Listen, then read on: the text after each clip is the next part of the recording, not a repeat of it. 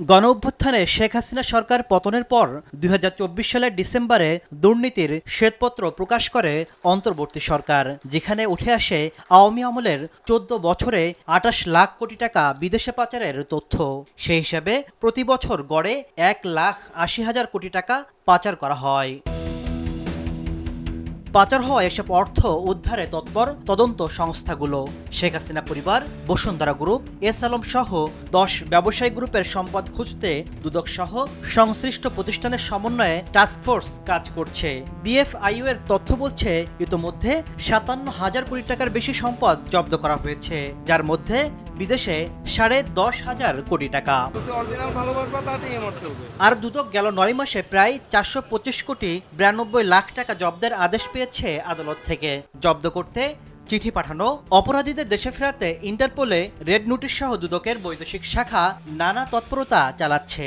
দেশে যে অর্থ পাচার হয়েছে সে অর্থ পুনরুদ্ধারের জন্য দুর্নীতি দমন কমিশন, বাংলাদেশ ব্যাংক সহ সরকারের আরও অন্যান্য সংস্থা আমরা একসাথে চেষ্টা করছি। সুপ্রিম কোর্টের এক আইনজীবী বলছেন, দুর্নীতিবাজরা দ্রুত অর্থ সরিয়ে ফেলে, তাই সাময়িক জব্দ নয়, বিদেশি দেশকে বোঝাতে দরকার আদালতের রায়। Investigation as early as possible শেষ করে দেওয়া, ট্রায়াল স্টার্ট করে দেওয়া, ট্রায়াল কনক্লুড করে দেওয়া, এটা টাইম ফ্রেম করে দেওয়া, ৬ মাস ১ বছরের মধ্যে পুরোটা শেষ করতে হবে। তাহলে টাকার ফর্মটা র্যাপিডলি আর চেঞ্জ হতে পারতেছে না।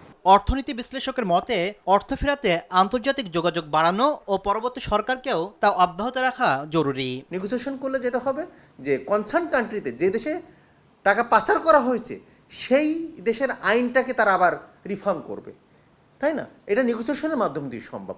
বাট আপনি আইনি প্রক্রিয়ার মাধ্যম দিয়ে পৃথিবীর কোনো দেশই আপনার 10%-এর বেশি টাকা আনতে পারে নাই, এবং আমাদের টিআইবির যে গবেষণা রয়েছে সেটা 2%-এর বেশি কেউ টাকা আনতে পারে নাই। সম্পদ জব্দের আদেশে যুক্তরাজ্য ইতোমধ্যে সাবেক ভূমিমন্ত্রী সাইফুজ্জামান জাবেদের সম্পদ জব্দ করেছে। তাসলিম তৌহিদ, সময় সংবাদ, ঢাকা।